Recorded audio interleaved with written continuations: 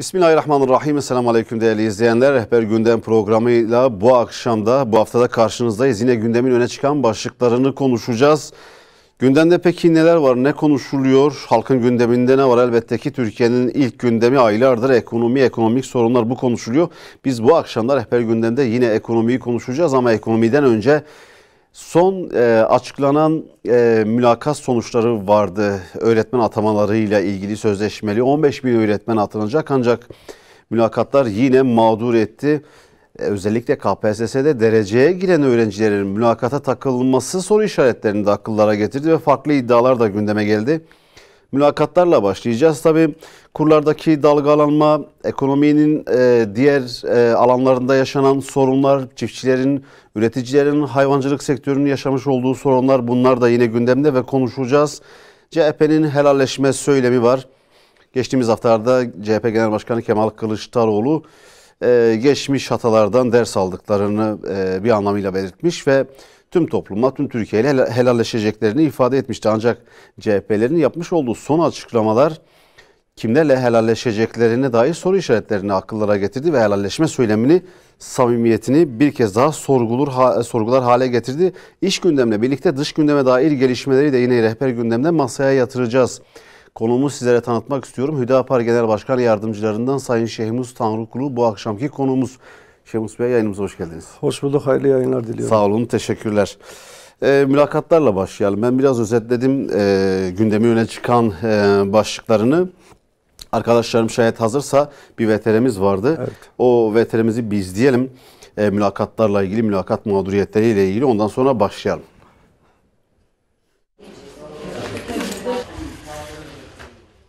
...27 Aralık tarihinde 2022 sözleşmeli öğretmen atamaları mülakat sonuçları açıklandı.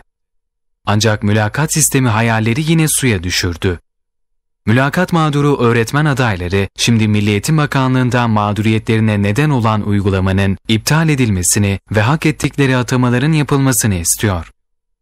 KPSS'den aldıkları yüksek puana rağmen ataması yapılmayan öğretmen adayları sosyal medya hesaplarından mülakata hayır etiketiyle kampanya başlattı. Yüksek puan almalarına rağmen atanamadıklarını belirten birçok öğretmen sosyal medya hesabından paylaşımda bulunarak tepkilerini dile getirdi. ÖSYM'nin yayımladığı puan tablolarına da paylaşımlarında yer veren öğretmenler paylaşımlarında neden atanamadık sorusunu sordu. Bir Twitter kullanıcısı aldığı KPSS puanını sosyal medya hesabından paylaşarak 2 yıldır emek verdiğim, gecemi gündüzüme kattığım KPSS'de bölümümde 1. oldum. Alanımda doktora yapıyorum. Hangi kıstasa göre elediniz ifadelerini kullandı. Yılın olayı ne deseler mülakatlar derim paylaşımında bulunan başka bir sosyal medya kullanıcısı KPSS'de Türkiye derecesi yapıp mülakatta elenen elenene torpil yapacaksanız söyleyin diyerek tepkisini dile getirdi. Binlerce sosyal medya kullanıcısı mülakat sistemine tepki gösterirken siyasiler de mülakata takılan öğretmen adaylarına destek verdi. Hüdapar Genel Başkan Yardımcılarından Mahmut Şahin yaptığı paylaşımda trajediye dönüşen süreci bir örnekle anlattı. Sınıf öğretmenliği branşında KPSS'ye giren bir öğretmen adayı uğradığı mağduriyeti şu sözlerle anlattı. KPSS'den 77 puan aldım. Branş sıralamam 2479. Eğer mülakatta düşük puan verilmeseydi atanabilirdim. Bebeğimle sürece çalıştım. Yeri geldi hiç uyumadım. Bebeğimle geçireceğim zamandan uykumdan çaldım. Bu puanı alnımın teriyle kazandım. Geceleri bebeğim uyuduktan sonra çalıştığım için gözlerim 5 numara oldu. Şimdi elendim. Bu mu adalet? Benim emeğimin hakkını kim verecek? Doğru Haber gazetesi de öğretmen adaylarının mülakatta elenmesine geniş bir yer ayırdı. Muhsin Şenol'un haberleştirdiği mağduriyet hikayeleri fazlasıyla dikkat çekti. Mülakata takılan öğretmen adayı R.A.'nın yaşadığı mağduriyet kendi dilinden şöyle anlatıldı. KPSS fizik öğretmenliği sıralamam 164. Bölüme 253 öğretmen alınacaktı. Ancak KPSS'den 75 almama rağmen mülakatta 55 verilerek tercih yapma hakkım elimden alındı. Yıllarca emek verdim. Şimdi ise mağdur edildim. Sınıf öğretmenliği için okuduğu bölümü bırakan İA ise mülakat puanını gördüğünde şok yaşadığını ve içinde bulunduğu durumun kabul edilemez olduğunu anlattı. KPSS'den yaklaşık 84 puan aldım. Kendi branşımda 230. sıradaydım. Ancak mülakatta 55 puan verilerek tercih yapma hakkım elimden alındı. Ben öğretmenlik mesleğini yapmak için daha önce okuduğum mekatronik mühendisliği bölümünü bıraktım. Bu bölümü okurken ailemden maddi destek alamadım. Hem çalıştım hem okudum. Geçen senede bir yerde bekçilik yaparken KPSS'ye çalıştım. İnsan ülkesine güvenmek istiyor. Ancak çalıştığının karşılığını alamamak dünyadaki en büyük acılardanmış. Hüdapar Genel Merkezi daha önce de sık sık mülakat sisteminin neden olduğu mağduriyetlere dikkat çekerek hükümete çağrıda bulunmuştu. Uzun ve başarılı bir hazırlık süreci geçirerek öğretmen adayı olan birçok gencin bu şekilde mağdur edilmesi gerek insani, gerek hukuki pek çok ilkeye aykırılık teşkil etmektedir. Denetim ve şeffaflıktan uzak bu yöntem her türlü suistimale açıktır. Hüdapar keyfiliğe, yandaşçılığa, partizanlığa ve kadrolaşmaya sebep olan mülakat sisteminin hukukun ve devlet ciddiyetinin ayaklar altına alınmasına neden olduğunu vurgulamıştı. Sayın Başkan, VTR'yi hep birlikte izledik. Mağduriyetleri sizler de görüyorsunuz ki öteden beri bu mülakat sorunu mağduriyetlere neden oluyor. Özellikle de öğretmen atamalarında. Buyurun sizi dinleyelim, ne dersiniz? Evet. Öncelikle 2021 yılını geride bırakıyoruz. Evet. Miladi 2022 yılının halkımıza, ülkemize ve milletimize hayırlar getirmesini diliyorum. Ve ekranları başlarında bizleri izleyen herkese de selamlarımızı sunuyoruz, bu şekilde başlayalım. Evet, VTR'de de gördüğümüz gibi gerçekten şu anda değil, yaklaşık olarak 4-5 yıldır özellikle mülakat zulmümüz devam ediyor. Bununla ilgili olarak da birçok defa partimiz yazılı, görsel ve sözlü olarak açıklamalar yaptı. Bunun gerçekten haksızlık olduğunu, zulüm olduğunu, dolayısıyla buna son verilmesi gerektiğini dile getirdik ve getirmeye de devam ediyoruz. Hatırlarsanız 2000 yılından önce devlete alınan memurlar genelde partiler tarafından, o dönemki partiler tarafından kadrolar parayla satılıyordu, torpille işe giriliyordu ve bunun yerine KPSS sınavı getirildi ki en azından bunun önüne geçirilmesi için böyle bir adım atılmıştı. Fakat özellikle 2016 yılındaki FETÖ darbesinden sonra devletin hafızası, devletin halka, insanlara yaklaşımı da değişti.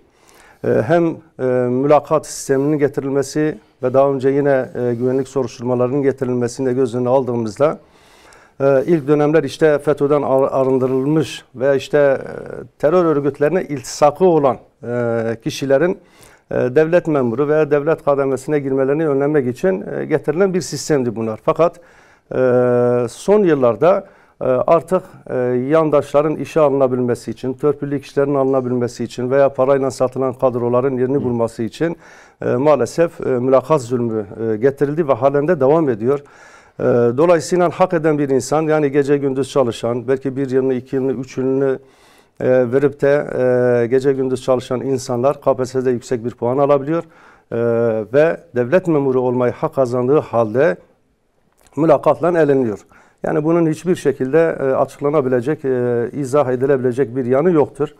Eğer bu elenenler gerçekten hak ettiği halde elenenlerin niçin elendiklerini de bakanlığın açıklaması lazım. Evet. Yani hangi gerekçelerle bunlar elendi?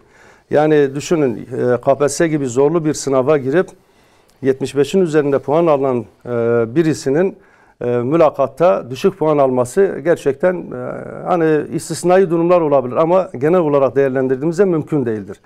Yani burada şu anlaşılıyor ki mülakatlar dediğim gibi hükümete yakın veya hangi kadroya alınacaksa bakanlığa yakın kendi adamlarını, kendi yandaşlarını işe almak için hak eden insanları haksız bir şekilde eleme yöntemidir. Dolayısıyla biz diyoruz ki... Yani mülakat sistemi böyle bir usulsüzlüğe zemin hazırlıyor diyorsunuz. Zemin hazırlıyor tabii. Hatta bir örnek vereyim. Mesela Diyarbakır'da girmiş olduğu bir sınavda birinci olan kişi, düşünün katiplik sınavında birinci olduğu halde mülakattan elenen kişi var. Yani düşünün 200'e yakın kişi yanlış olmazsam alınmıştı o kadroya. Birinci olan kişiyi siz onu eliyorsunuz, mülakatta eliyorsunuz. Mesela hak ettiği halde, liyakatli olduğu halde bu eleniyor. Bu doğru değil. Eğer gerçekten devlet memuru olma özelliğiyle ilgili farklı nitelikler varsa KPSS öncesi bu insanlara söylenir, açıklanır ve insanlar buna göre kendilerini yetiştirir. Oysa ki siz 5 dakikada, 10 dakikada ve yarım saat sürecek olan bir mülakat sisteminde siz insanın, oraya gelen bir kişinin nasıl bir düşünceye veya o işi yapabilir mi, yapamaz mı, nasıl çözeceksiniz? Yani bu mümkün değildir. Yani dolayısıyla eğer KPSS'de hak etmiş olduğu bir puanı varsa ve işe yerleştirilmeye de sayısal olarak diyorum o imkanı elde etmişse o insanların işe girmesi gerekiyor. Yani Türkiye artık yani FETÖ bahanesinin arkasına sığınmaması lazım. Devlet ve hükümet artık bu zulme bir son vermesi lazım. Bu hukuksuzluğa bir son vermesi lazım. Kaldı ki yargıya olan güven, hukuka olan güven de her geçen gün azalmaktadır. Şimdi şöyle araya girdim ama şöyle bir iddia da var. Mülakat sistemi ismi konulmamış güvenlik soruşturması işlevi görüyor deniyor. Görüyor zaten. Yani şimdi bazıları her ne kadar işte güvenlik soruşturması kaldırıldı dese de aslında bu da işin bahanesi. Yani biz bizzat fiiliyatta biz görüyoruz. Kendi hayatımıza görüyoruz. Vatandaşın içerisinde olduğumuz için bize bununla ilgili belki onlarca, yüzlerce şikayetler geldi. Bizi ziyarete gelen insanlar oldu. Her kesimden. Yani hak ettiği halde maalesef işte mülakat ve güvenlik soruşturmasına takıldığından dolayı insanlar işe giremedi. Oysa ki bu büyük bir zulüm ve haksız bir durum olduğunu söylüyoruz. Buna son verilmesi lazım. Türkiye umutsuz gençler ülkesi olmamalıdır. Yani gençlere umut olacak, gençlere gençlerin önlerini açacak bir ülke olmalıdır. Ama zaten işsizliğin has safhada olduğu bir dönemde işte yıllarca üniversite okuyup ondan sonra sınava hazırlanan ve iyi bir puan alan insanların işe girme ümitlerinin de kırılmaması gerekiyor. Dolayısıyla hükümetin bu konuda daha duyarlı olması lazım ve bu mülakat şu anda az önce VTR'de verdiğiniz gibi bunların hepsini bir soruşturma, resmen bir soruşturma açılması gerekiyor. Şimdi Milli Eğitim Bakanlığı bu konuda bir açıklama yaptı. İddiaların araştırılacağını, itiraz sürecinin olduğunu, bu sürecin de titizlikle değerlendirileceğini belirtti. Ancak çok sayıda mağdur var. Yani hukuki yolu daha var. Yani hukuki olarak bitmemiş. Yani en azından 2 merhale daha var. En son Yargıtay'a da bu mağdur olan insanlar başvurabilir. Ama resmen bir soruşturma açılması gerekiyor. Sadece Milli Eğitim Bakanlığı'nın değil, diğer ilgili bakanların da veya Cumhurbaşkanı'nın direktmen açılması gerekiyor. Bu mülakata girip de yani KPSS'de düşük puan alıp da mülakatta yüksek puan alanların da araştırılması gerekiyor. Şimdi hatırlarsanız daha önce FETÖ'cülerle ilgili şöyle bir şey söyleniyordu hep. İşte sorular çalınıyor, kendi yandaşlarına veriyorlardı, yüksek puan alıyorlardı ve işe giriyorlardı değil mi? Yani 2016 yılından önce hep öyle yapıldı. Şimdi bundan şikayet edildiği halde buna benzer bir sistemin getirilmesi kabul edilemez. Yani insanların şikayet etmiş olduğu, veryansın etmiş olduğu bir hususu getirip farklı isimlerle, farklı kılıflarla, farklı zamanda uygulamaya koymak doğru bir şey değildir. Dolayısıyla daha önce yanlış olan şu anda yapılıyorsa yine yanlıştır. Yani yanlışı yapanların isimlerine göre yanlış değişmez. Yanlış yanlıştır. Hangi tarihte ve kimler tarafından yapılırsa yapılsın, zulüm zulümdür, haksızlık da haksızlıktır. Dolayısıyla hükümetin özellikle Sayın Cumhurbaşkanı'nın bu konuda ciddi olarak en azından resmen bir soruşturma açılması için gerekli talimatları vermesi gerekiyor ki bu gençlerin hak ettiği yere gelebilmelerini sağlaması gerekiyor. Peki o zaman halkın diğer bir gündemine geçelim. Önemli gündem maddesi, aylardır konuşuyoruz. Ekonomideki sorunları, ekonomideki sıkıntıları. Asgari ücret Aralık ayında çok konuşuldu. En nihayetinde bir neticeye bağlandı. 4250 lira 2022 ücreti, asgari ücret belirlendi. Ancak asgari ücretlilerin beklentileri bir nebze de olsa karşılansa da memur ve emeklilerin beklentileri de var. Bu anlamda hem ekonomideki gidişat hem de memur ve emeklilerin beklentilerinin karşılanmasına yönelik ne gibi adımlar atılması gerekir? Ne dersiniz? Yine özellikle 2014 yılından beri Türkiye bu son bir yıl içerisinde, bir yılı hariç tutarsak dış müdahalelerin de özellikle ekonomi hususunda müdahalelerin olduğu açık ve aşikardı. Dolayısıyla ekonomi üzerinde gerçekten ciddi tahribatlar yapıldı ve şu anda da hem pandeminin getirmiş olduğu olumsuz bir ortamın olması Yine uluslararası alanda lojistik ve hizmet sektörünün yavaşlaması, fiyatların çok ciddi bir oranda artması, yine gıda fiyatlarının, emtia fiyatlarının artması vesaire Türkiye'de de ekonomiye olumsuz olarak yansıdı. Yine bu olumsuzluklarla birlikte hükümetin de yanlış politikaları da buna eklenince son 2 yıldır gerçekten Türkiye'de ciddi olarak bir ekonomik sıkıntı var. Şu anda işte TÜİK'in bile açıklamış olduğu enflasyon verilerinden yola çıkarsak ki pazartesi günü Aralık ayında açıklanacak ortalama resmi olarak %30'a yakın bir enflasyon ortaya çıkacak. Oysa ki reele baktığımızda en az %50-%60 arası bir enflasyon var. Şimdi hükümet geçen ayda asgari ücretlilere %50'ye yakın bir zam yaptı. Kamuoyunun da beklentisi bu yöndeydi. Gerçekten olumlu bir adım olarak takdir edildi bu.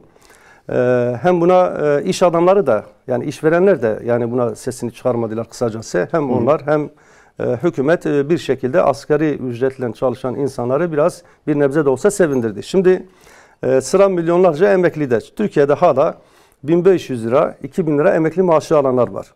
Yani düşünün bir kiranın en az 1000 lira, 2000 lira olduğu bir dönemde siz 25 yıl, 30 yıl çalışmış olan bir vatandaşınıza 1500 lira, 2000 lira maaş veriyorsanız aslında bu hem hükümet için hem Türkiye için bir utanç vesilesidir. Bunun görülmesi lazım. Dolayısıyla bununla ilgili olarak yapılması gereken Genel Başkanımızın da birçok yerde dile getirdiği bunu.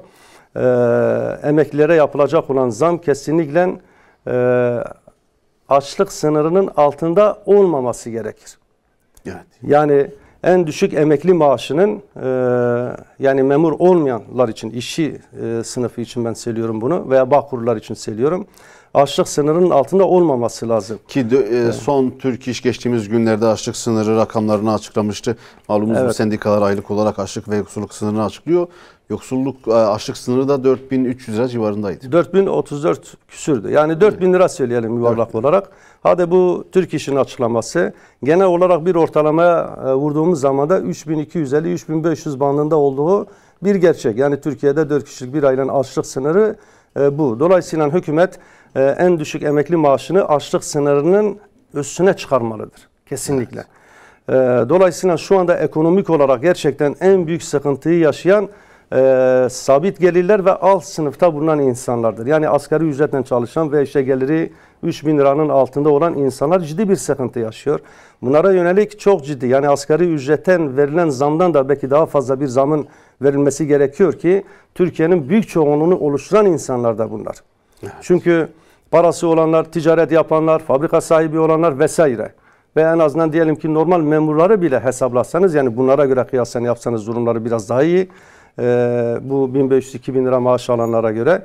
Bunlar hepsi göz önünde bulundurduğun zaman en çok mağdur olan bu kesimin mutlaka maaşlarının iyileştirilmesi gerekiyor ki bu ekonomik sıkıntıdan bir nebze olsun nefes alabilsinler. Yani bizim tavsiyemiz, önerimiz en düşük emekli maaşının açlık sınırının üstünde olmalıdır. Evet. Tabii şimdi bu son dönemdeki hayat pahalılığı memurun da alım gücünü düşürdü. İşçinin de, emeklinin de, asgari ücretlinin de genel olarak dar gelirli zaten yaşama tutunmada dahi zorlanıyor. Biraz da bu sürece sanırım döviz kurlarındaki dalgalanma da etki etti. Özellikle hayat pahalılığında.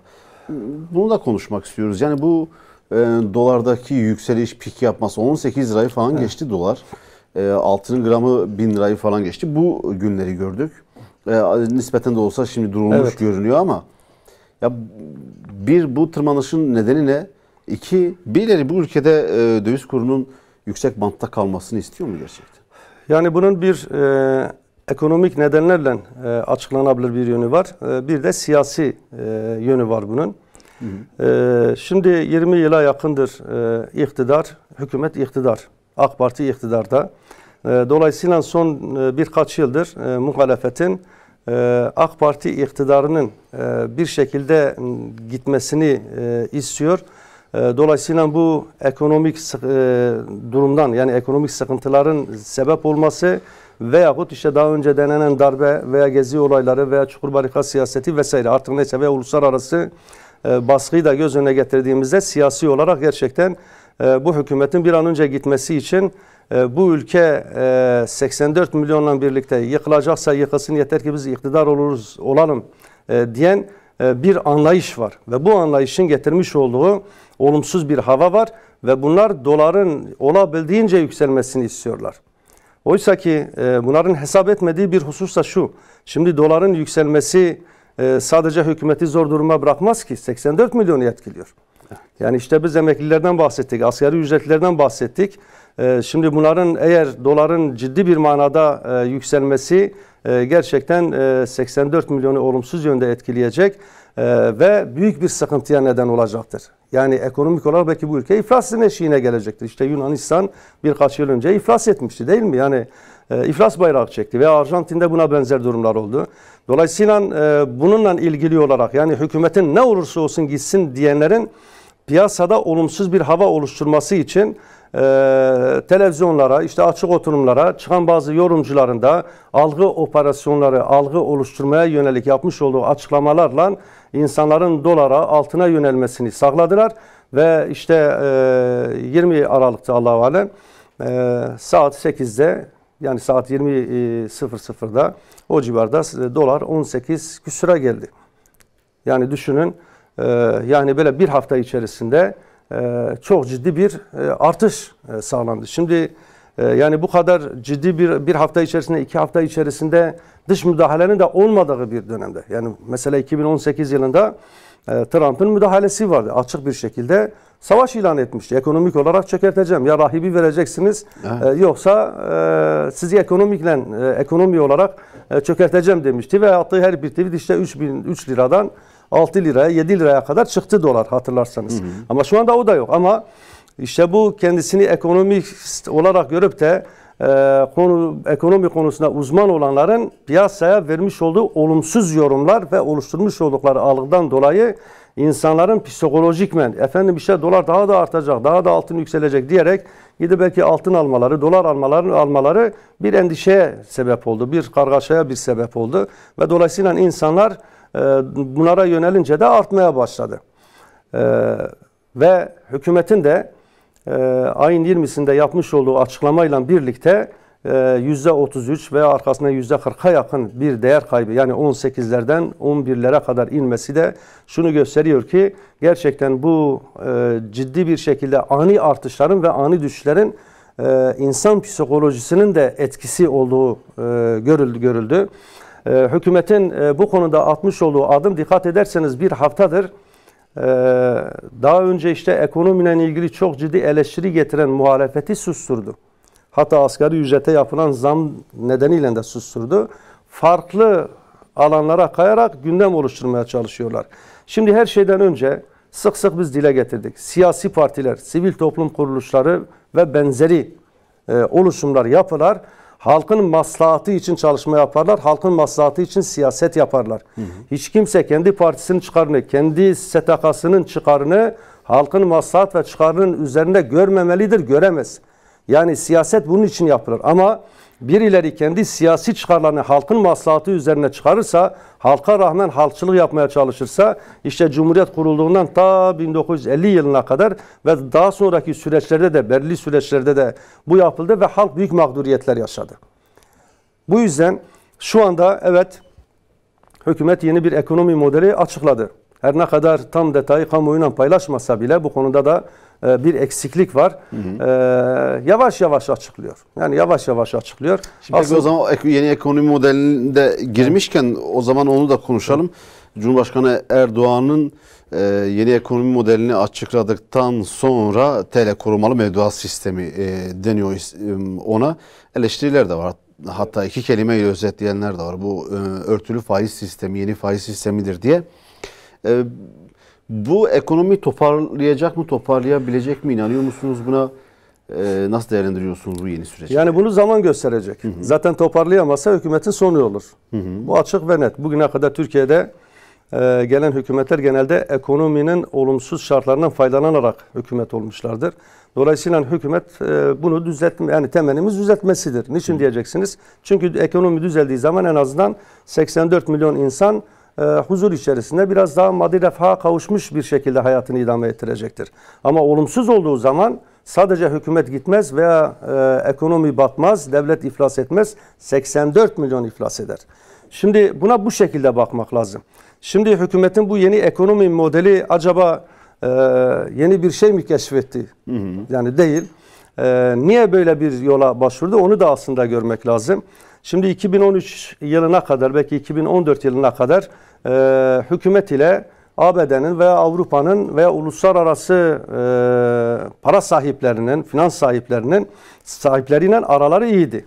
Yani herhangi bir sorun, sıkıntı yoktu. Uzlaşıyorlardı. Yani diyelim ki uluslararası ilişkilerde de. Fakat yavaş yavaş bozulmaya başlayınca ve ülkede hükümetin, yani NATO ekseninden, ABD veya Avrupa ekseninden yavaş yavaş kaymaya başlaması, ben de küresel bir güç veya en azından bölgesel bir güç olacağım demeye başlamasıyla birlikte ülkemizde operasyonlar yapılmaya başlandı. Türkiye'nin yani son dönemdeki dış politikayla alakalı. Tabii onunla da alakalı. Yani şimdi bir yerde ekonomi kötü gidiyorsa mutlaka bunun iç ve dıştan mutlaka etkileri vardır. Olumlu ve olumsuz etkileri vardır.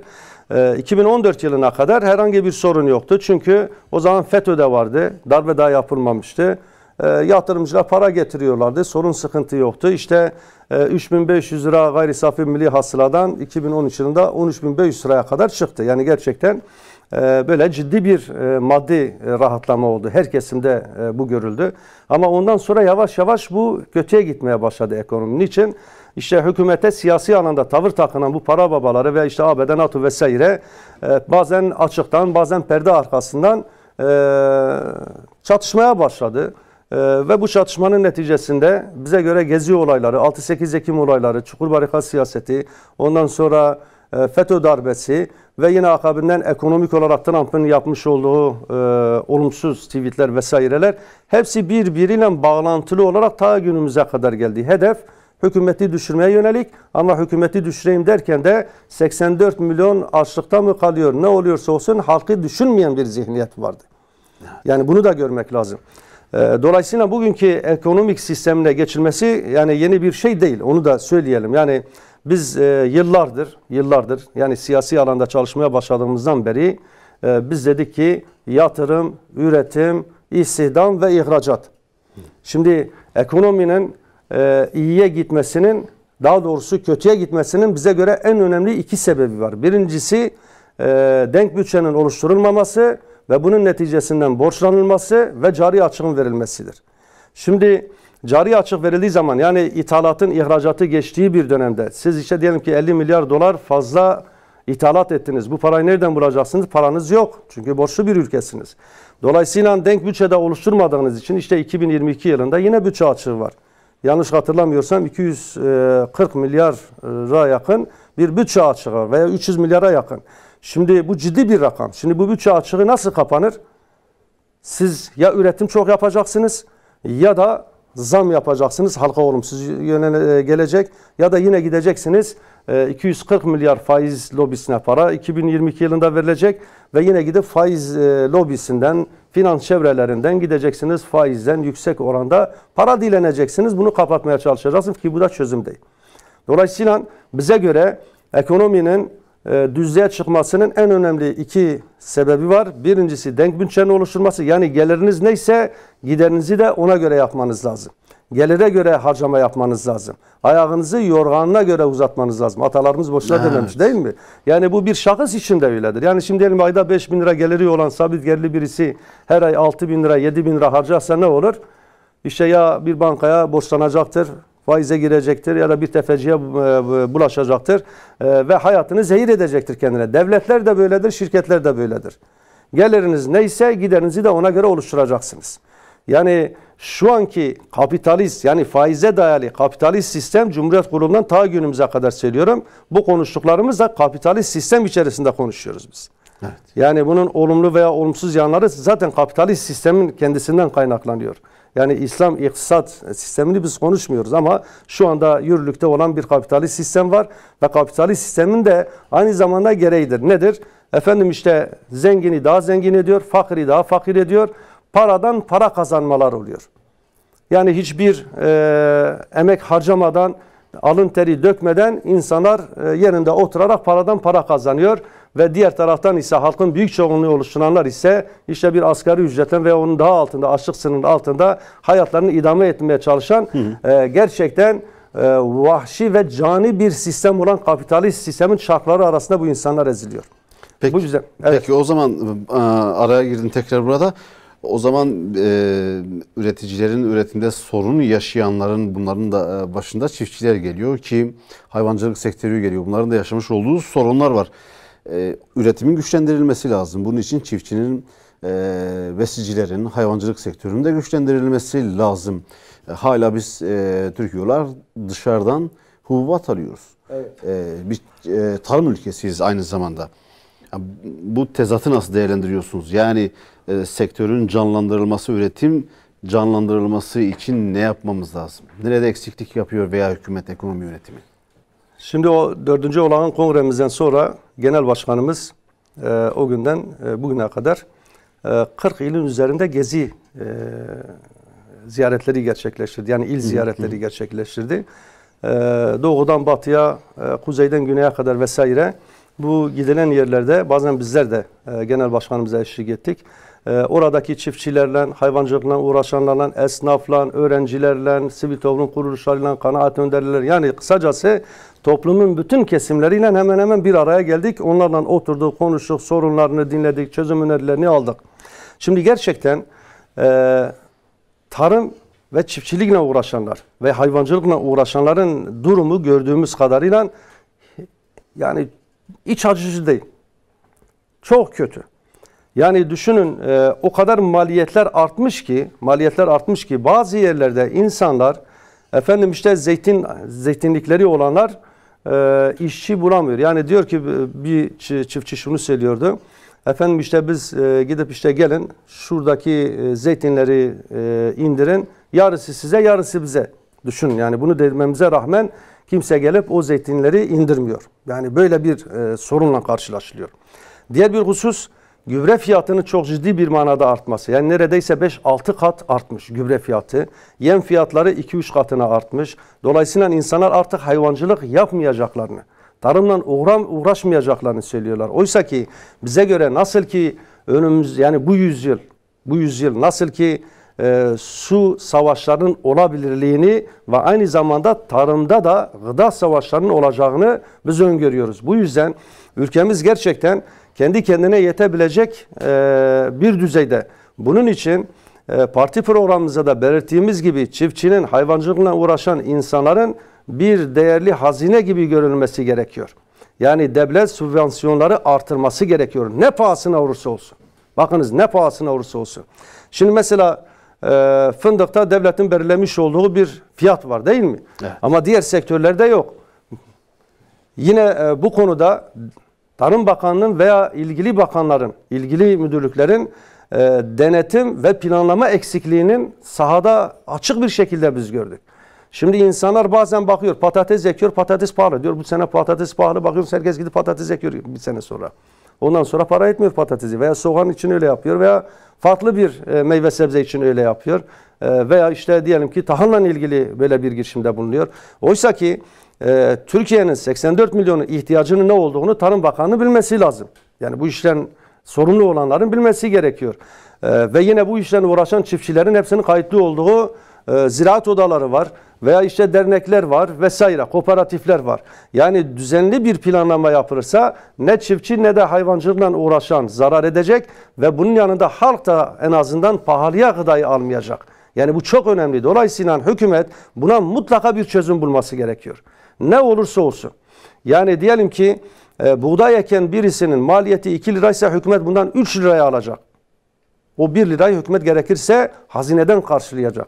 Çünkü eğer gıda üretimimiz düşerse, dışa bağımlı bir hale gelirsek önümüzdeki yıllarda gıda savaşları olacağı için büyük bir sıkıntıyla karşı karşıya kalacağız. Zaten kırılgan bir ekonomiye sahibiz. Evet, bu yüzden yani gıda ileride gerçekten çok büyük bir silah olarak kullanılacaktır. Hayvancılık da öyle. Bak dikkat ederseniz geçenlerde işte alınan bir Türkiye'nin de imza atmış olduğu Paris Anlaşması. Evet, vardı. Paris Anlaşması vardı. şu anda hedeflenen de hayvancılığı tamamen ortadan kaldırmak, yapay et üretimini sağlamak. Yani insanları yapay et yedirmeye yönelik bir şeye yönlendirmeye çalışıyorlar. Yani planlamaları bu. Yani bu tür şeylere bizim dikkat etmemiz gerekiyor. Yani dolayısıyla bu tür anlaşmaların böyle gelişi güzel, rastgele yapılmadığını bilmemiz gerekiyor. Yani imza atılırken iyi bir şekilde okunması, geleceğin de göz önünde bulundurarak yapılması gerekiyor. Bir de biz kendi değerlerimize göre değerlendirmemiz gerekiyor. Şimdi bak biz ekonomiyi konuşuyoruz değil mi? Hı hı. Yani ekonomiyi konuşanlar tamamen kapitalist sistemin eğitim çarkından geçmiş kişiler yine kapitalist sisteme göre değerlendirme yapıyorlar. Mesela hükümetin bu yeni ekonomi modelini de bu ekonomistler kapitalist ekonomik sistemi içerisinde eleştiriyorlar veya yanlış buluyorlar veya kendilerine göre bazı şeyler söylüyorlar. Yani onun dışına çıkamıyorlar. Oysa ki yani bu kapitalist sistemin gerçekten insanlığa, yani mazlumlara, mustazaflara veya alt sınıfta sabit gelirli insanlara bir şey verdiği görülmedi. Dünyanın her yerinde bu böyle. Yani eğer bir yerde birisinin geliri diyelim ki ayda 20.000 dolarsa, diğer tarafta 200 dolarsa burada çok ciddi bir gelir dağılımı adaletsizliği vardır. Yani bu da sistemin kendisinden de kaynaklanıyor. Bu yüzden hem bu sistemin kendisini mahkum etmek lazım, hem de bu sistemin eğitim çarkından geçmiş olan kişilerin de farklı alternatifler, yani dinimizin veya işte medeniyet değerimizin alternatiflerini de göz önünde bulundurarak adım atmaları gerekiyor. Eğer bunlar olursa inanınız ki hiçbir sıkıntı olmaz. Mesela güven ortamı olursa bugün Türkiye'de, istikrar olursa ve yine bununla birlikte insanlar tasarruf sahibi olurlarsa, yani işte rüşvettir, yolsuzluktur, israftır vesaire gibi hususlardan yüz çevrilirse hem bireysel olarak hem toplumsal olarak insanlar rahat edecektir. Peki Sayın Başkan, iş gündemine tekrar devam edelim ama ekonomiyi noktalayalım.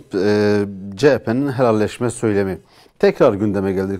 CHP lideri Kemal Kılıçdaroğlu haftalar önce işte geçmişe atıfta bulunarak hatalar yapıldığını belirtmiş, bir anlamıyla itiraf etmiş partisi adına ve toplumla, Türkiye toplumuyla genel olarak helalleşeceklerini ifade etmişti. Ancak CHP milletvekillerinin, hatta grup başkan vekillerinin ve hatta kendisinin, Kılıçdaroğlu'nun son dönemdeki bazı çıkışları, bazı ifadeleri bu helalleşme söyleminin samimiyetini bir kez daha sorgular hale getirdi. Bununla ilgili bir VTR'miz var, isterseniz dilerseniz onu da dinleyelim, bu konuya devam edelim. Geçmişin arabalarıyla hiçbir yere gidemeyeceğimizi artık biliyoruz. Onun için artık helalleşme zamanıdır. Ne pahasına olursa olsun toplumsal ilişkilerimizi güçlendirmek ve yaralarımızı iyileştirmek için geçmişte yapılan hataların sorumluluğunu almayı ve bunlar için birbirimizden helallik istemeyi bilmeliyiz. Çocukları bütün dünya nasıl yetiştiriyorsa öyle yetiştirmek varken bir ortaçağ zihniyetine yönelmenin, bunu kurumsallaştırmaya çalışmanın ne bu cumhuriyete faydası var, ne bu millete faydası var, ne anayasaya uygunluğu var. Bunun adı helalleşme değil, hesaplaşma. Çocukları bütün dünya nasıl yetiştiriyorsa öyle yetiştirmek varken bir ortaçağ zihniyetine yönelmenin, bunu kurumsallaştırmaya çalışmanın ne bu cumhuriyete faydası var, ne bu millete faydası var, ne anayasaya uygunluğu var. CHP Grup Başkan Vekili Özgür Özel, Diyanet'in okul öncesi eğitim kurumlarını bu sözlerle hedef aldı. Bir ortaçağ zihniyetine yönelmenin, bunu kurumsallaştırmaya çalışmanın ne bu cumhuriyete faydası var, ne bu millete faydası var, ne anayasaya uygunluğu var. Özgür Özel aslında Diyanet üzerinden İslami eğitime ve değerlere saldırdı. Helalleşeceğiz diyenleri yalanlayan Özgür Özel, sarf ettiği laflarla hayır hesaplaşmaya devam edeceğiz demek istedi. Meclis grup toplantısı sonrasında konuşan Özgür Özel, Diyanet'in okul öncesi eğitim kurumlarında verilen İslami eğitimi hazmedemediklerini bir kez daha dile getirdi. Diyanet okul öncesi eğitim kurumları kuruyor, eğitim birimi kuruyor, okul öncesi eğitim birimi.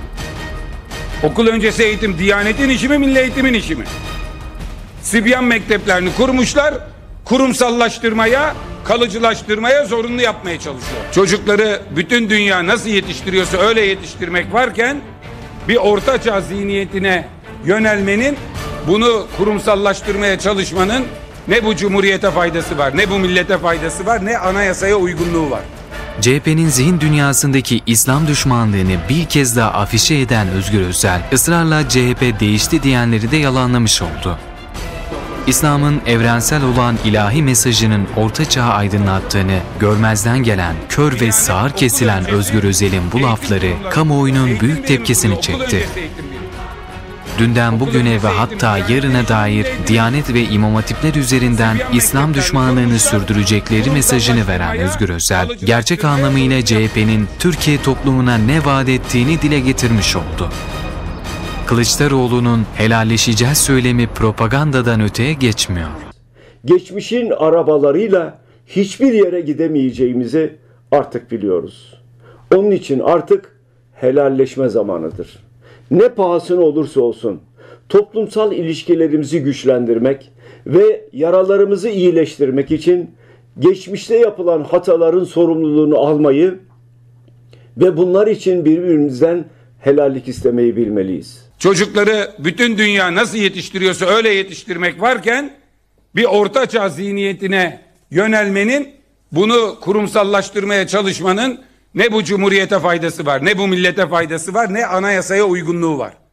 Kılıçdaroğlu'nun helalleşme retoriği, Özgür Özel'in sözleri ve haleti ruhiyesiyle lafı güzahtan öteye geçmiyor. Camileri kapatan bir zihniyetin aradan geçen onca yıla rağmen hala Kur'an kurslarını, başörtüsünü hedef alması elbette şaşırtmıyor. Çok değil, Türkiye toplumu CHP'den zihin dünyasına reset atmasa bile kendini güncellemesini bekliyor. Sayın Başkan, izlediniz VTR'yi sizler de. Aslında bunca söylenmiş şeyin üzerine de benim adıma söyleyecek pek de bir şey yok. Siz nasıl değerlendiriyorsunuz? Aslında bu söylemi ben büyük bir cehalet ve ahmaklık olarak görüyorum. Yüce dinimize ortaçağ zihniyeti demek ya cehaletinden ya ahmaklığından kaynaklanıyor. Aslında kendisinin sahip olduğu zihniyet Avrupa Orta Çağı'nın Engizisyon mantığına sahip olan bir düşüncedir. Evet. Ve o düşüncesini 1923'ten beri değil, ta 15. asırdan bugüne kadar devam ettiriyor CHP zihniyeti. Bunlar gerçekten yani daha önce yapmış oldukları açıklamalar, başörtüsüyle ilgili açıklamalar ve işte helalleşmeyle ilgili açıklamalar da ben hiçbir zaman bunların samimi olduğuna inanmadım. Yani yaptıkları bu açıklamaları göz önünde bulundururken. Çünkü aynesi işir kişinin lafa bakılmaz. Bunların fiiliyatına bakmak lazım. İşte başörtüsüyle ilgili olumlu bir düzenleme yapıldığı zaman Anayasa Mahkemesi'ne götüren CHP'nin bizzat kendisi. Ve işte Batman'a, Diyarbakır'a gelip işte Kürtlerden, Kürdistan'dan bahsedip Ankara'ya gidip inkar eden yine CHP'nin kendisi. Dolayısıyla bunları hepsini yan yana getirdiğimizde bunların zaten varlık sebepleri İslam karşıtlığı, İslam düşmanlığı üzerine bunlar varlıklarını devam ettiriyorlar. Yani bunun iyi tespit edilmesi lazım. Yani CHP zihniyeti özellikle Osmanlı'dan sonraki süreçte bu fikriyatı yaşatıyor yani kendi Cumhuriyet'ten içinde. Sonra diyelim. Yani Cumhuriyet'ten sonra tamamen İslam karşıtlığı üzerine hem devleti yapılandırdılar, hem kurumları yapılandırdılar, hem de halkı dönüştürmeye çalıştılar. Bu zihniyet küçücük çocukları götürüp putlara secde ettiren veya Mustafa Kemal'e secde ettiren zihniyettir.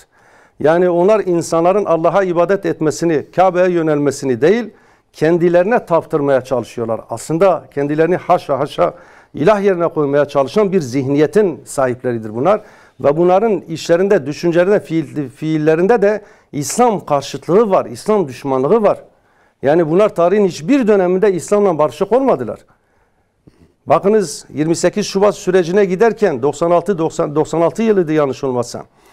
Yani yine dönemin başbakanı başörtülü bir milletvekiline bakışı, söylemi nasıldı? Yani bir bayana karşı, bir başörtüsüne karşı. Yani bu cumhuriyeti kuran, bu devleti kuran, Kurtuluş Savaşı'nda emperyalizme karşı mücadele eden, şehit veren, gaziler veren, her türlü fedakarlıkta bulunan insanların inancına savaş açıldı. Yani bu normal bir şey değil ki.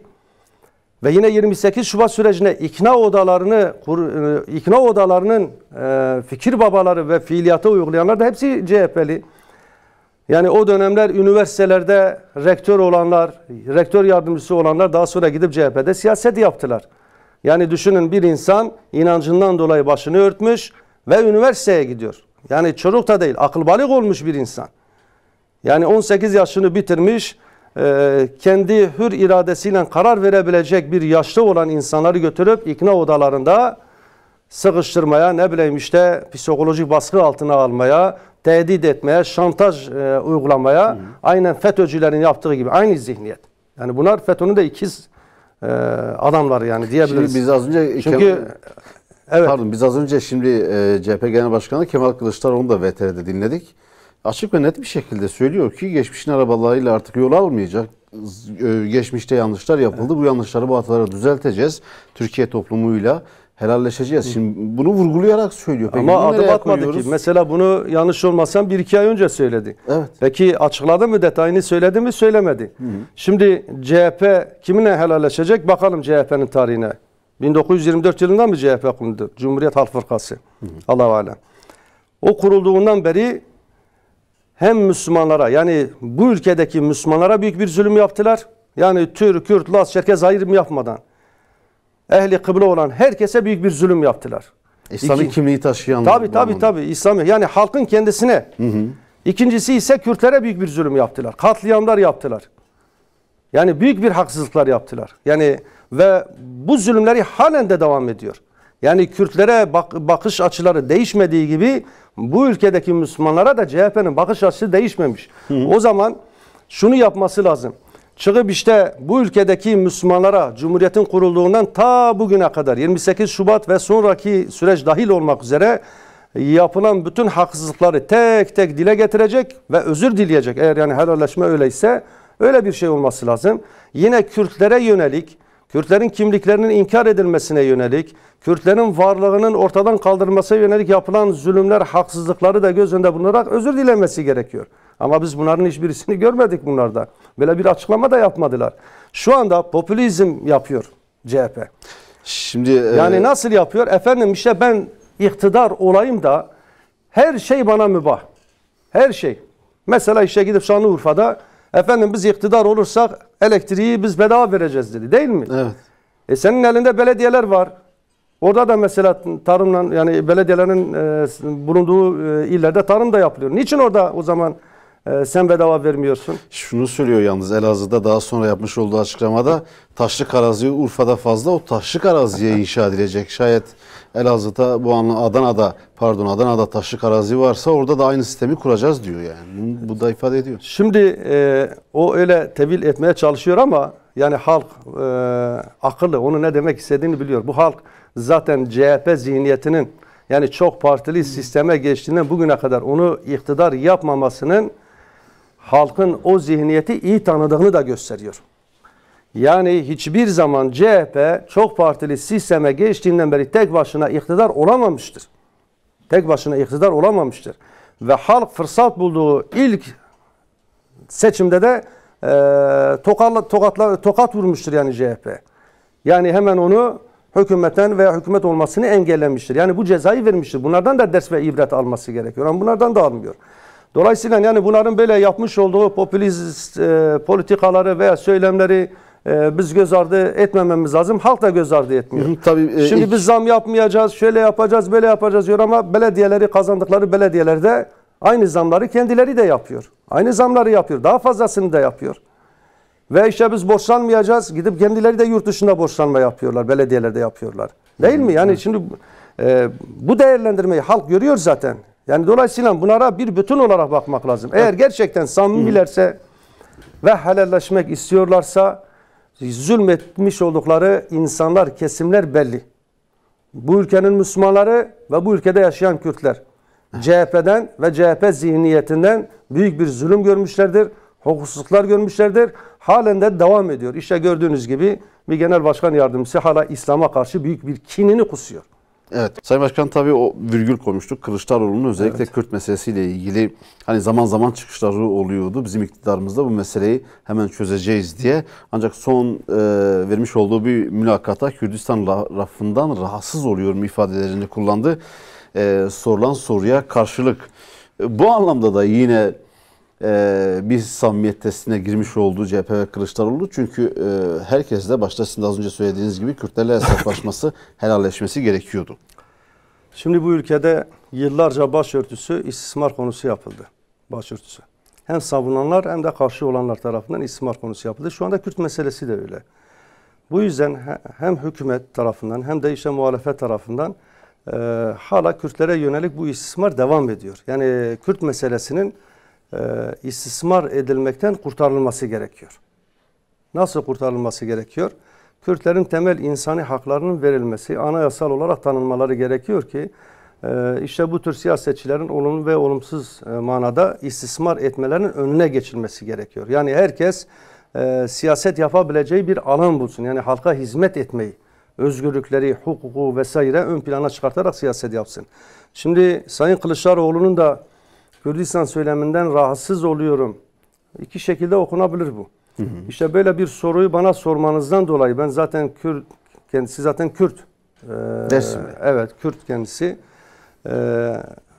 Ben zaten Kürdüm ve Kürtlerin yaşadığı yerde Kürdistan, coğrafi olarak Kürdistan söyleniyor.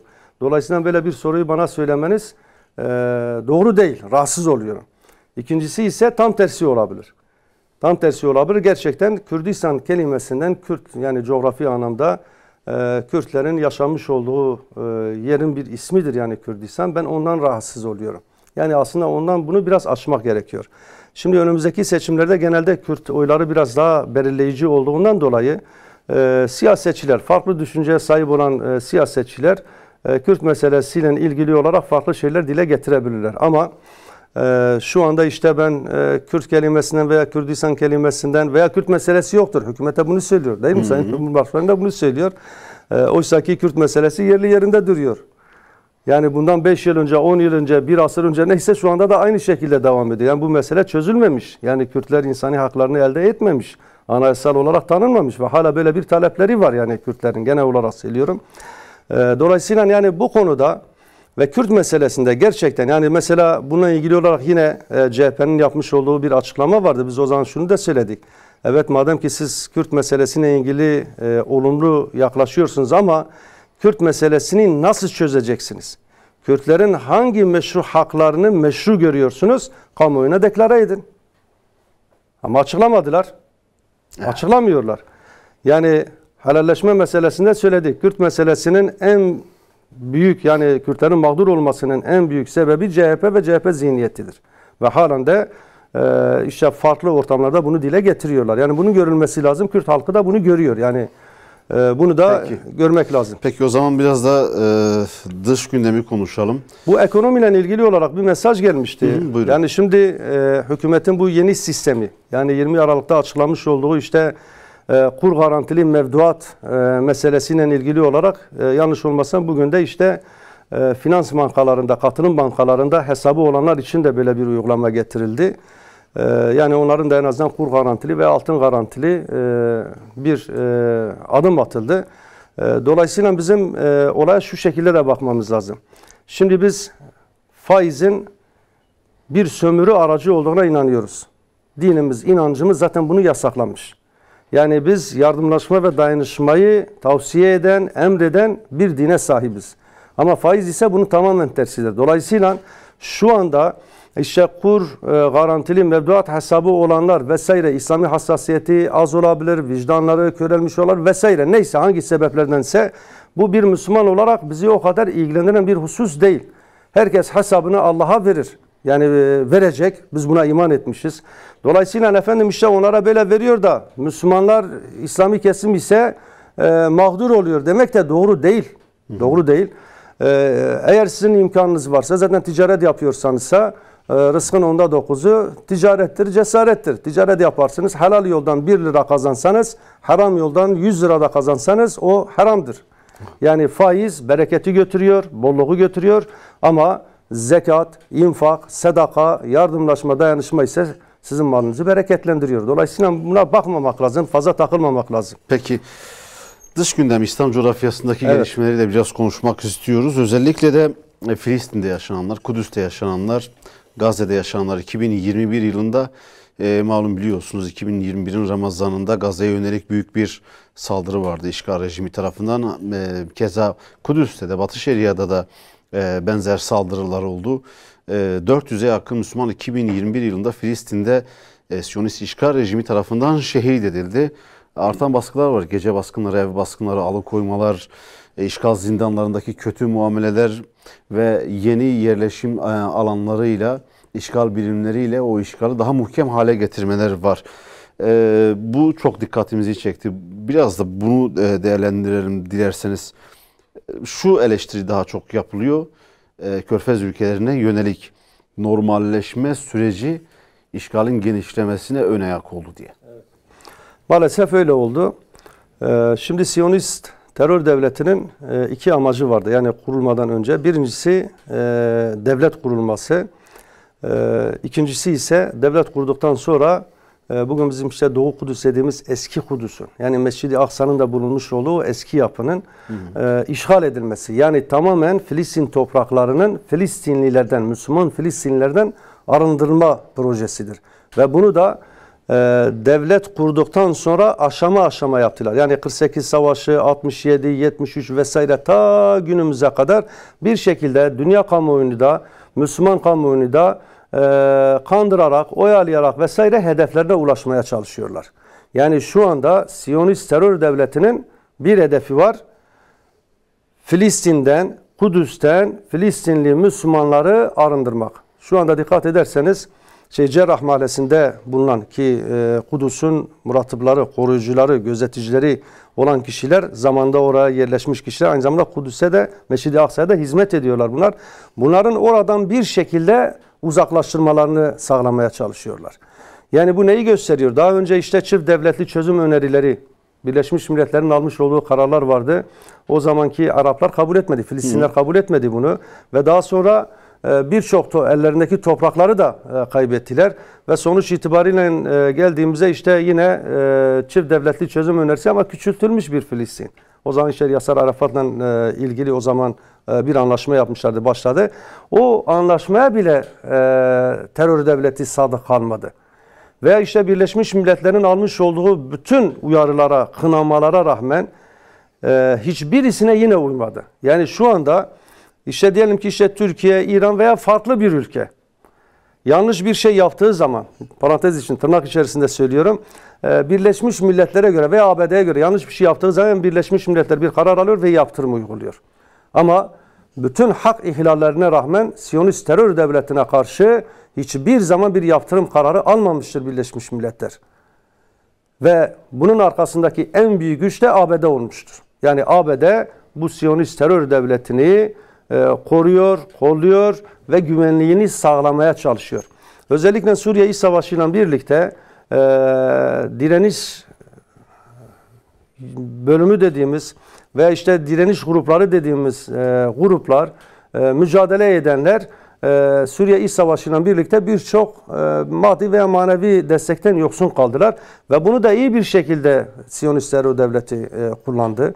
Dolayısıyla ve bu normalleşme adımıyla birlikte Körfez ülkeleri, Suudi Arabistan gibi ülkelerinde Siyonist terör devletini tanımaları vesaireleri hepsini yanına getirdiğimizde maalesef İslam ümmeti için hiç de iç açıcı olmayan kararlar alındı, uygulamaya konuldu. Yani bir avuç Filistinli kendi kaderiyle baş başa bırakıldı. Yani milyonlarca Filistin'in öz vatanından uzaklaşıp orayı terk etmek, mülteci konumuna düşmek zorunda kalan bu Filistinliler hayatlarını dış ülkelerde devam ettiriyorlar ve orada kalan bir avuç Filistinli de öyle bir yere Gazze gibi veya kısmen Batı Şeria'da yine açık hava hapishanesini andırır bir şekilde yaşamaya mecbur edilmiş bulunmaktadırlar.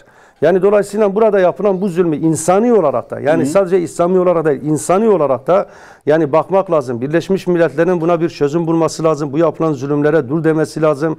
Veya Birleşmiş Milletler üyesi olan ülkelerin bu zulmü görmesi lazım. Ama birlikte. Tabii İslam İşbirliği Teşkilatı da orada var. İslam İşbirliği Teşkilatı'nın da bu anlamda Siyonist işgal rejiminin bu baskılarına, zulümlerine caydırıcı olarak bir önlem alamaması da engelleyici bir tedbir almıyor. Alamaması değil, almıyor.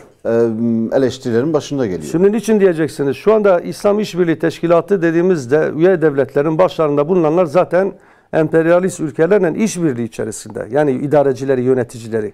Dolayısıyla kendi mevki ve makamlarını o emperyalist ülkelerin desteğiyle devam ettirebiliyorlar. Şimdi onların makamlarını koruyabilmeleri için işte taviz vermeleri, yeraltı yerüstü zenginliklerini verdikleri gibi aynı zamanda da Filistin gibi, Kudüs gibi bizim için kutsal olan bir davada yüz çevirebiliyorlar, vazgeçebiliyorlar veya onu kendi menfaatlerine, kendi saltanatlarına kurban edebiliyorlar. Maalesef yani İslam açısından böyle. Yani İslam İşbirliği Teşkilatı bugüne kadar dediğimiz gibi öyle isteseydi gerçekten Siyonist terör devletini de, ABD'yi de, Avrupa'yı da geri adım attırabilirdi. Yapmış oldukları zulümlerden en azından özür diletebilirdi veya farklı daha başka hususlar yapmasını önleyebilirdi.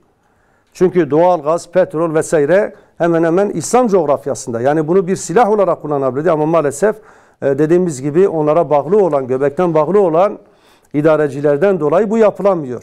Peki o zaman Afganistan'a geçelim. Süreyi de verimli kullanma adına 2021 yılının en önemli hadisesi ABD ve müttefikleri Afganistan'da 20 yıllık işgal sürecinden sonra büyük bir hezimetle ülkeden ayrılmaları oldu. Taliban'la masaya oturmak zorunda kaldılar. Ve Afganistan'daki işgal, askeri işgal son buldu. Afganistan'daki işgalin son bulmasının ardından tabii hani orada istikrarın hemen sağlanmaması için de Taliban'a yönelik malum biliyorsunuz farklı engellemeler getirildi. Ekonomik kriz ki geçtiğimiz günlerde Taliban yöneticilerinden biri evet işgal bitti ama ekonomik anlamda savaş sürüyor. Çünkü 10 milyar dolara yakın ülkenin Merkez Bankası'nın hesaplarını ABD bloka koymuş durumda. Afganistan'daki süreç nereye doğru gidiyor? Ne olur? Şimdi 20 yıl değil, 40 yıla yakındır. ABD işgali 20 yıl, ondan önce de Rus işgali var. Sovyetler işgali vardı. 40 yıldır bu halk direniyor. Yani gözünü 40 yaşına gelen ve 50 yaşında olan kişiler savaşın içerisinde gözünü açtılar ve hala hayatlarını devam ettiriyor bu insanlar. Aslında şu şekilde bakmak lazım. Siz bir devrim gerçekleştiriyorsanız, emperyalizme karşı bir başarı elde ediyorsanız bunu maddi olarak değerlendirmemek lazım. Yani o insanlar bugüne kadar dört dörtlük bir hayat yaşamıyordu Afgan halkı. Yine açlık, sefalet, maddiyatsızlık vesaire her türlü sorun ve sıkıntılar içerisinde yaşadılar, hayatlarını bugüne kadar getirdiler. Ve asıl önemli olan bundan sonrası için sabırlı ve sebatlı olmaları gerekiyor.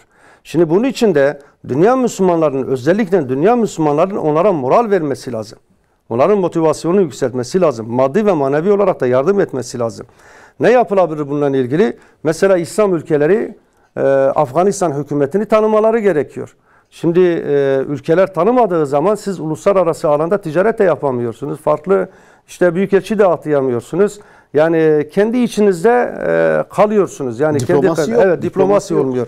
Bu yüzden özellikle başta komşu ülkeler olmak üzere İslam ülkeleri ve vicdan sahibi diğer ülkeler, yani Batı emperyalizmine karşı, ABD emperyalizmine karşı olan ülkeler bu hükümeti tanımaları gerekiyor ki bu 40 yıllık tahribat ortadan kaldırılabilsin. İkincisi, ABD'ye de Birleşmiş Milletler nezdinde baskı uygulanması gerekiyor.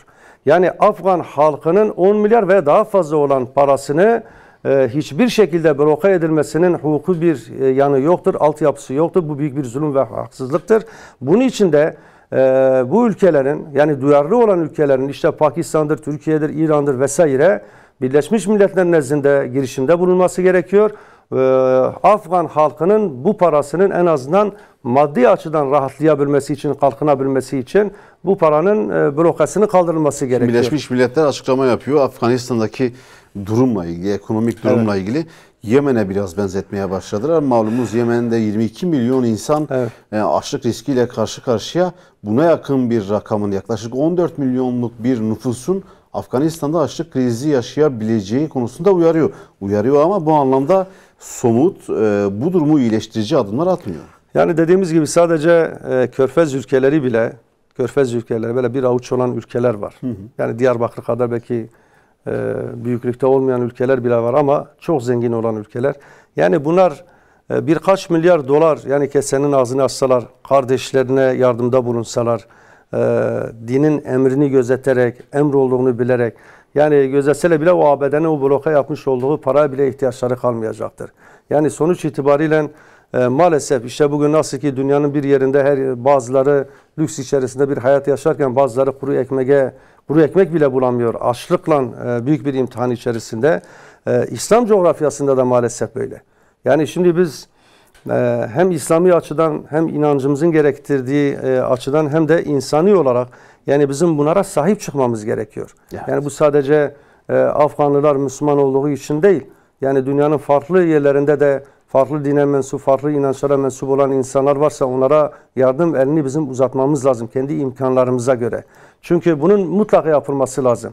Yani orada Afgan halkı 40 yıldır mücadele ediyor, büyük bir bedel ödedi ve sonuç itibariyle emperyalizme karşı büyük bir zafer elde etti. Hiçbir ülke, ne İran, ne Türkiye, ne Pakistan, ne başka bir ülke siyasi çıkar veya devlet çıkarını gözeterek veya mezhep çıkarını gözeterek bu olaya yaklaşmamalıdır. Büyük bir yanlıştır. Bize göre ehli kıble olan tüm kardeşlerimize elimizin uzatılması gerekiyor ve devletlerin de İslam ülkelerinin de mutlaka buna el atmaları gerekiyor. Afgan halkına sahip çıkmaları gerekiyor. İslam İşbirliği Teşkilatı yapmış olduğu son toplantıda Afganistan için bir fon kurulacağını açıklamıştı. Bunu da belirtelim. Umarız ki o fon yeterince beslenir ve Afganistan'daki Müslüman kardeşlerimizin de ihtiyaçları bir an önce giderilir. Tabii programın sonuna İnşallah doğru geliyoruz. Siz de kaç gündür dışarıdasınız, biliyoruz onu. Farklı şehirleri geziyorsunuz. Biraz da o Hüdapar'ın halkla teması, esnafı, vatandaşı, çiftçiyi dinliyorsunuz. Son birkaç dakika biraz da o konudaki değerlendirmelerinizi alalım. Sokakta nelerle karşılaşıyorsunuz? Yani programın başında da bahsettiğim gibi Genel Başkanımızın il ziyaretleri devam ediyor.